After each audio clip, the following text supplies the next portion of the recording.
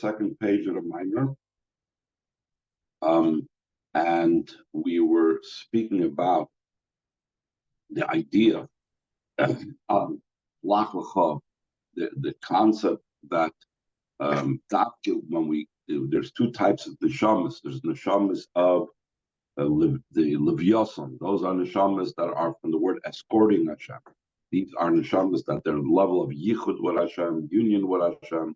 Then there's the creating yichudim el yonim. They're creating supernal yichudim above, creating yichudim in the spiritual realms, creating unions in the spiritual realms.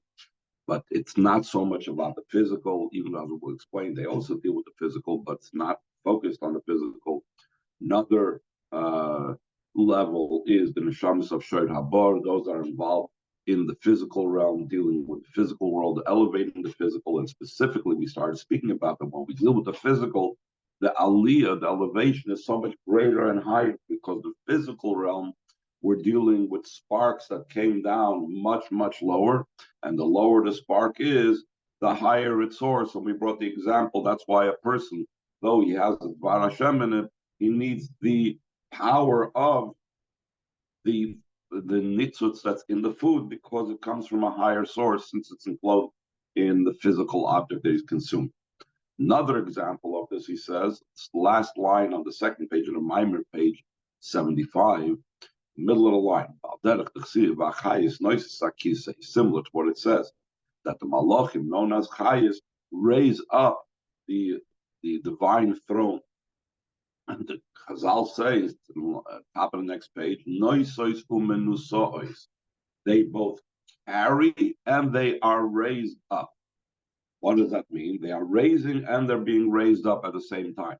Through the fact that they are carrying the throne, through that they are raised up as well.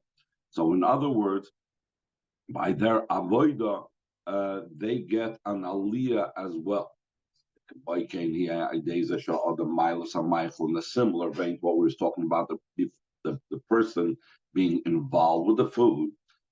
So he's elevating the food. The food is beneath him.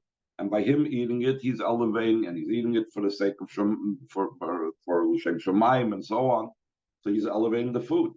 But it's not just he is elevating the food, but it is elevating him. I say through that, the food elevates him. That's also the advantage of the avoida of the wild ox, specifically kiyum mitzvahs. That's the other type of avoida of the tzaddikim. The kiyum mitzvahs begashmi is fulfilling the mitzvahs in the physical dafkim. Through that we reach a much higher level. When the kol makom still in all, tzaddikim shavidos and straight up those tzaddikim that are avoided, that's in the way of the wild ox. They still need those other tzaddikim, that those other tzaddikim are primarily their spiritual avodah, like we said about the Rashbi, that there were times that he couldn't do the mitzvahs because he was on the run. So it was about the unions that he was creating above. But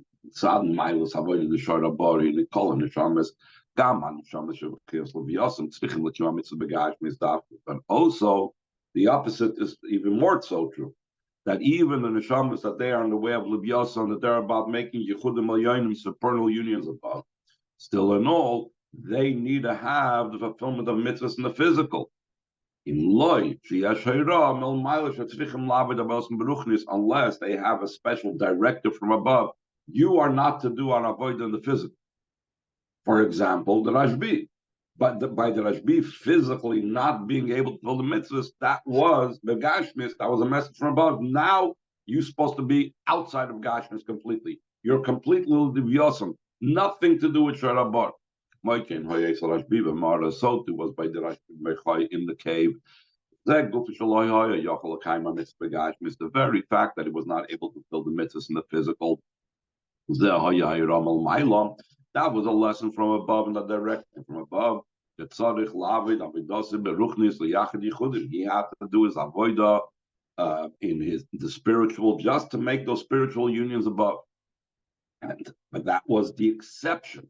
The rule is that we need to deal with the physical. All the tzaddikim, even the tzaddikim of Luliyasam, And kol zeh u'mitzad ma'as avodah shor habar davke, the avodah of shor habar, that is the avodah of dealing with the physical.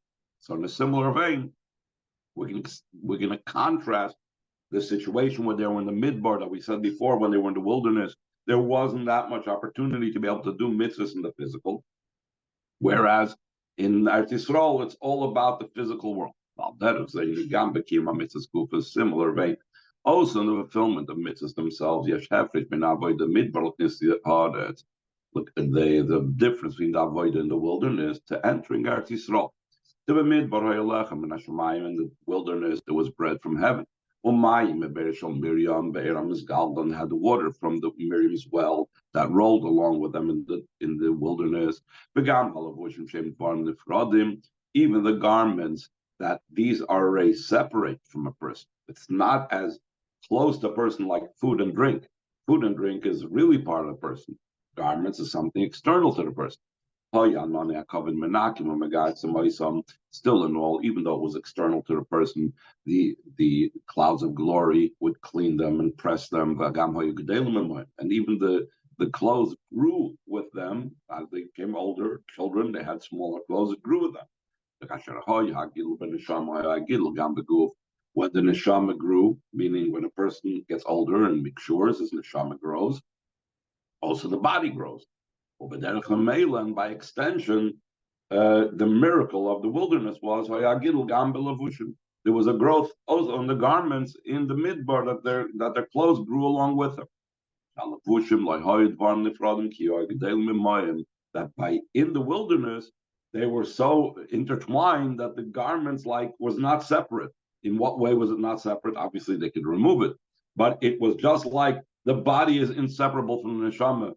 And when the neshama grows and the body grows, the same thing. The garments grew as well along with them, showing their unity with the person. The avoida of the generation of the wilderness was primarily in thought, only in speech, which is more like the world of Torah studies in thought and in speech. The midbar humaloshin midbar. Midbar, meaning wilderness, is also related to the word that your words are beautiful. What's it talking about? What is the world of thought and speech that was in the world of the midbar, from the word speech?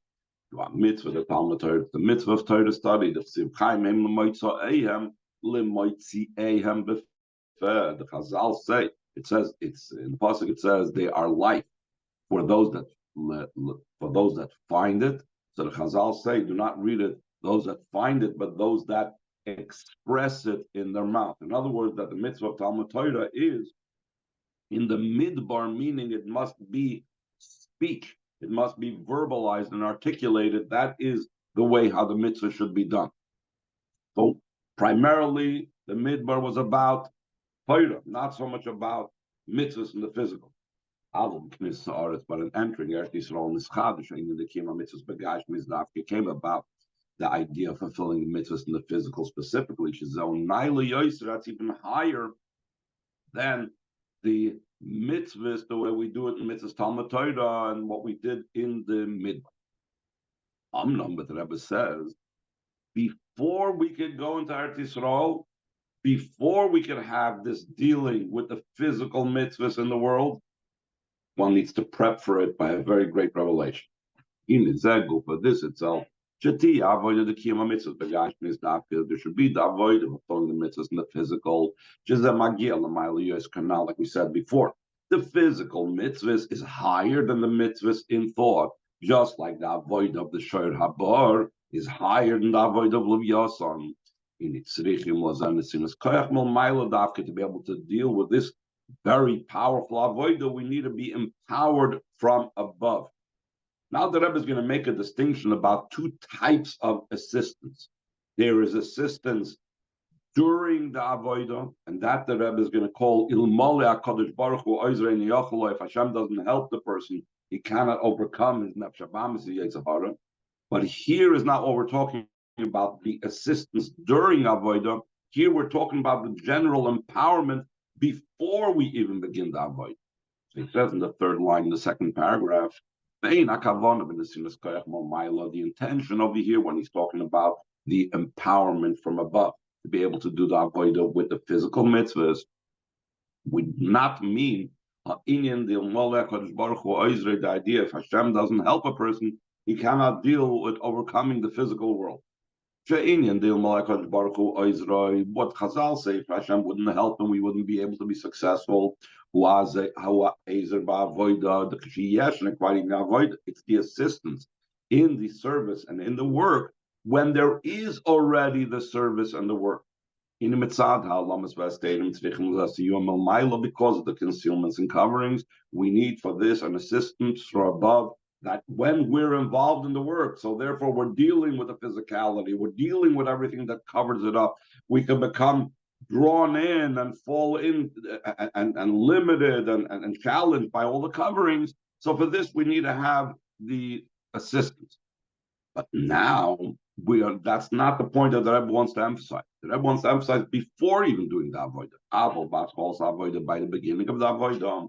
Hainu b'chdesh via inyan ha'avodah b'chlal, so that should be able to be the idea of avodah in general.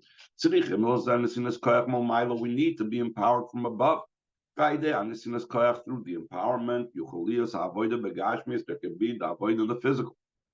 By the avodah begashmis, through the avodah with the physical, dealing with this low world, like we said before, the avodah of the Shor Habar, engaging in the physical mitzvahs. By the inspiration down there below, we bring down inspiration from above that he reaches even higher. And the Rebbe is going to talk about so that really we have this whole setup into three stages. There is the empowerment from above, there's what we do down here below, and the resulting hamshacha from above. So these three things that Rebbe says has to be reflected even in Torah in general. Just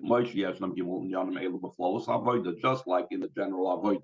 There's the assistance before we engage with this world, then there's when we engage with the world. And then there's the law that comes after we've engaged with the world. The same thing, so too these three components have to be found in Torah. How come? Why does it have to be in Torah? Hashem looked in the Torah and created the world, which means that the world and everything in it and all the avodas evolved from Torah. So whatever we have in our avodah in the world must come and be reflected in Torah as well. Me'elam move on, therefore it's understood. Since there are these three in Yonim in the general service of a person, there's also these three things in Torah. That's why we find three different expressions concerning how the Torah is given to us. One expression, it says, top of page 4, the Meirasha Lashon Yerusha. What does Meirasha mean? It's an inheritance for the congregation of Yaakov. And what did we say at the beginning of the pasuk? Torah Tzivolanu Moshe. Torah Tzivolanu Moshe. Since the Torah was commanded to us by Moshe, L'Zoisi Meirasha kills Yaakov. Therefore, it's an inheritance for the congregation of Yaakov. That is one thing that we find about the Torah. Then we find another thing in Pirkei Avos. We find that the Torah is not an inheritance, but it comes as with toil and effort. So it's just the opposite. The Pirkei Avos says specifically that a person should not think that Torah is Yerusha, but the Torah haskin aspa limud Torah she'ena Yerusha lo. It says specifically, it's not the idea of Yerusha. It has to be toiled. One has to be prepared. Haskin asma. We also find the Torah as a gift. Like we say the expression, the giving of the Torah. We constantly make the bracha. The one that gives us the Torah. So it's a gift. So it's a Yerusha. It needs to be worked on, and it's a gift. It also says that Moshe Rabbeinu studied Torah and kept on forgetting it until Hashem gave it to him on a gift, and then he remembered. So he's going to explain what these three things and how they reflect what we said the empowerment, the involvement with the world, and then the revelation from above. Says the first thing is the idea that Torah is an inheritance is Torah. That the Torah is connected and associated with all Yidden. That all Yidden are the children of Abraham, Yitzchak, Yaakov, Elchein, Yisrael, Rosh Tevis, Shishim, Ribois, Torah. Therefore, Yisrael is the acronym that there's 600,000 letters in the Torah. Every single Jew has a letter in the Torah. Through that letter in the Torah, he receives his vitality, his life force, his energy. That's the Yerusha part of Torah. It's not something I did. It's something I inherit. It's something innate. It's something natural to me just because I'm Jewish. But that is only as a precursor. That is only as its availability. That's before I sit down. Now I open up the book. It's not going to become mine in actuality until I make it mine, whatever. But we also find that Torah is in the way of toil. It is like this brought down picture of his prepare yourself for the study of Torah because it's not an inheritance. And comes specifically in toil. So it's essentially two different points. One point is no Jew should say that Torah is not applicable. Every Jew can and should and supposed to study Torah, and it's his, like a Yerusha. But to be able to now ingest it and make it, I got to do something. Just like I have food in front of me, if I don't put it in my mouth and chew it, it's not going to sustain me. The same thing, I need to work on taking the Torah in by studying Torah. Now he's going to explain what is this toil about.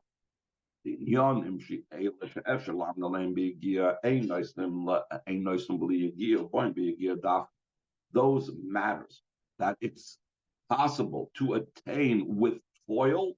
We do not give it to him without toil. And the only way we can get it is through toil. So in other words, the availability of Torah is not something that we have to toil for, because that's something that we get as an inheritance. But now you want to understand the Torah, Lilmay Torah, Askenatsko Lilmay Torah. Torah study can be toiled and has to be toiled, so there's no, end run around it. There's no way to avoid it. The only way to know Torah is now by studying it through toil. So that's two steps. Yerusha is the first step. The empowerment. Yegia is the involvement. Next step after that, the fact that the Torah is a gift. That is beyond and higher than the two ideas of Torah being an inheritance and a toil. The idea of a gift is specifically that's a gift from above. The reason why it's being given as a gift is because it's such a high level that one cannot reach it through avodah. And he's going to explain that the high level has to do with the Torah's connection with Hashem's very essence. That's something that one cannot reach on their own, and therefore has to be given as a gift. The Rebbe is referring back to the Maamar that he spoke about on the Yom Tov of Shavuos, that over there in that Maamar, the Rebbe explained of that year of Tavshin Yud Aleph how high the Torah is.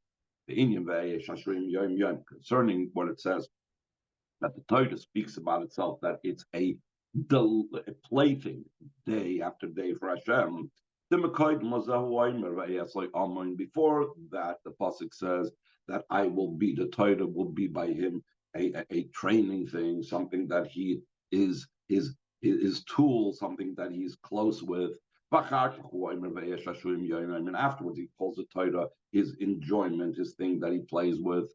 This means the Mashakosov Shashuim Yoim Yoim Koyam Mashakosov Koidim. That's what it says, that it's a plaything day after day. It goes on what it says before, I will be by him. By him means connected with Abishur himself. Shashuim Yoim Yoim Shashuim Melch Batzmusi, Hashem's very enjoyment and delight. So that's the point that the Rebbe is trying to bring out over here, that the Torah's source is so high that it's called Hashem's enjoyment and delight and pleasure. That's the highest, most level that the Torah comes from. That's a level I cannot attain through toil. But rather, after I have toiled in Torah, then I'm giving that as a gift. It comes in the way of a gift. But again, I don't get the gift before toiling before I'm going to get the even for this. One needs to precede it with toil. If not, we have the Chazal say if person A would not have done a delight and something enjoyable and pleasing to person B would not give person A a gift. So even though a gift is not something that is technically earned, but still in all, it is followed by some previous thing that took place. Like end of the year bonus is not just somebody that just walks in off the street. You worked the whole year. Even though you've been paid already for your entire salary, you can get an end of the year bonus as a gift on top of all the effort that you put in before. The same thing, the gift of Torah follows the toil that has to be in Torah before.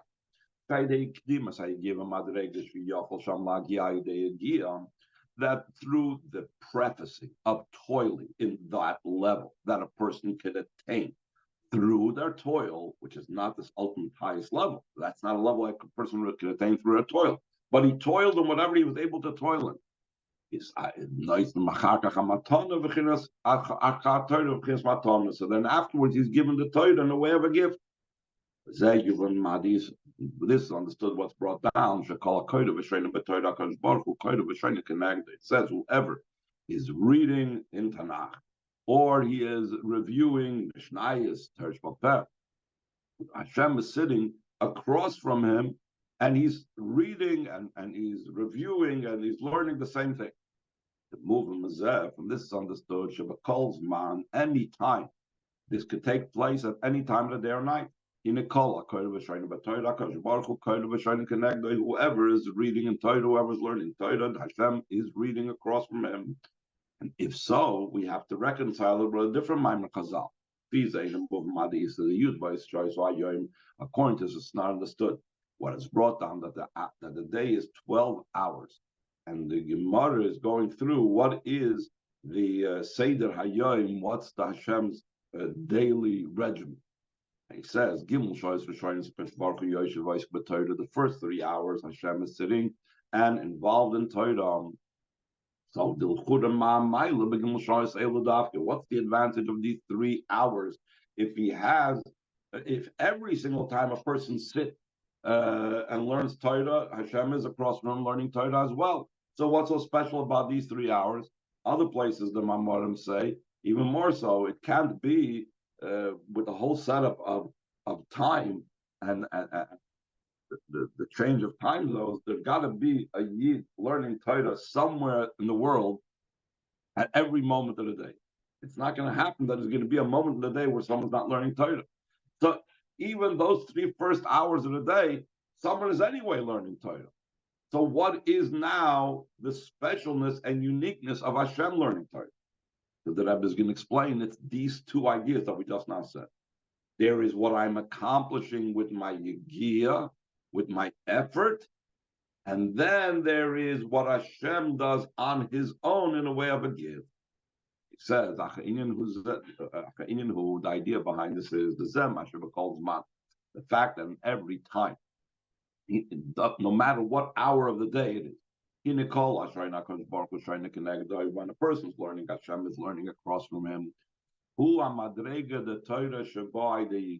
That's the level of Torah that comes through a person's toil and effort. The fact that the 3 first hours Hashem is sitting and learning Torah, that's the higher level of Torah. That's not initiated by our toil. That's something on his own. That's the level of Torah. It's the level of a gift. That's the idea of the 3 first hours. Gimel Rishonis the Atik. These are the 3 first hours indicate the 3 first levels of Atik Yom. Even in Atik, there's a division of the 10 spheres, 3 levels of intellect, 7 levels of emotions. And the three first levels of Atik, the Chabad of Atik is something that's completely above and beyond. Atik is the inner level of Kesser, and this is the inner level of Atik. And the 3 hours indicate the three highest, most levels of Atik. That's the level that's beyond anything we could reach. It's like the Shashuya Melch Batzmusa that we spoke about before. Atik is the level of Hashem's delight. So it's Hashem's essential delight within himself that's completely removed from our avodah. That's the level of Torah that's completely above everything. That is the way the Torah is in the way of a gift from above. So now we are going to bring this down in the world of mitzvahs, just like it's in Torah comes in mitzvahs. Since in Torah there's these three levels. The level of the empowerment before we learn Torah, Yerush. Then there's Yigiyah b'Torah, the effort, and then there's the gift. That's beyond what we are putting in effort. There's automatically also these three matters, also in the fulfillment of mitzvahs.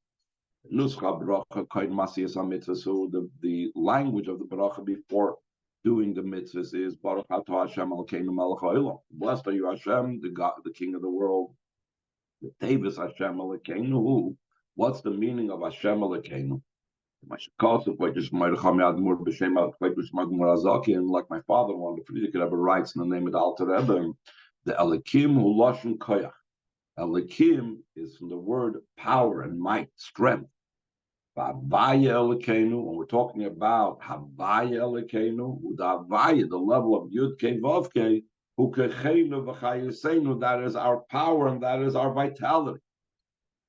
That is the bracha that we do before performing a mitzvah. What is that? That's the empowerment.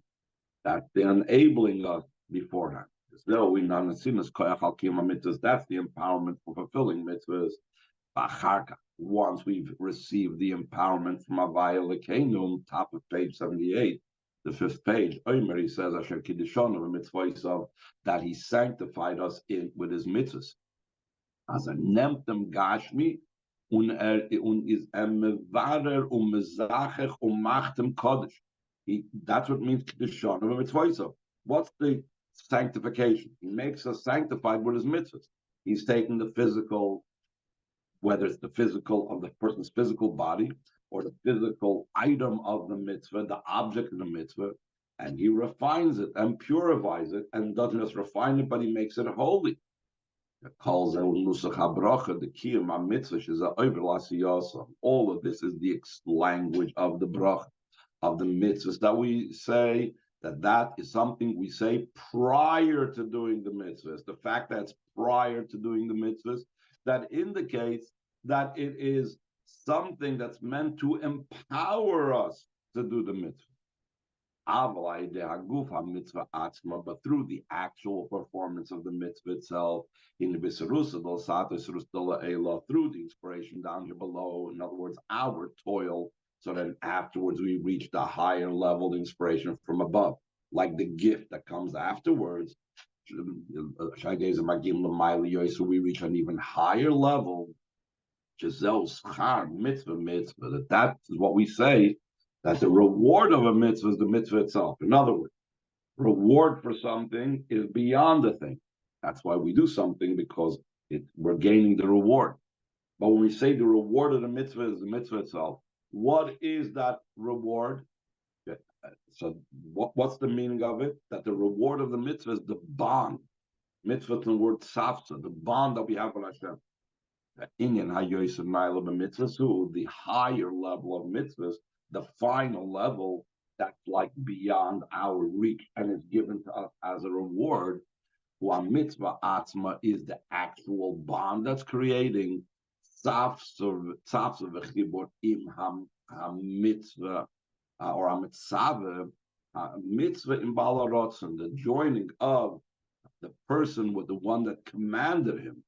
We're doing it through the mitzvah being joined with the one who gets the will from Hashem, with the one who connects with Hashem's will. So this is all explaining three stages in Torah and 3 stages of mitzvahs. And with this, we'll be able to understand, and we'll have to learn this next time, about why was it necessary to send the Meraglim. The mitzvahs and physical in Eretz Yisrael needed to have an empowerment from above before we dealt with the mitzvahs and the physical. That's what we said before the whole time. Just like we have the Torah's Yerusha, we need something to empower us beforehand, and to deal with the physical mitzvahs, we needed to be empowered by the sending of the spies, as we will learn next time.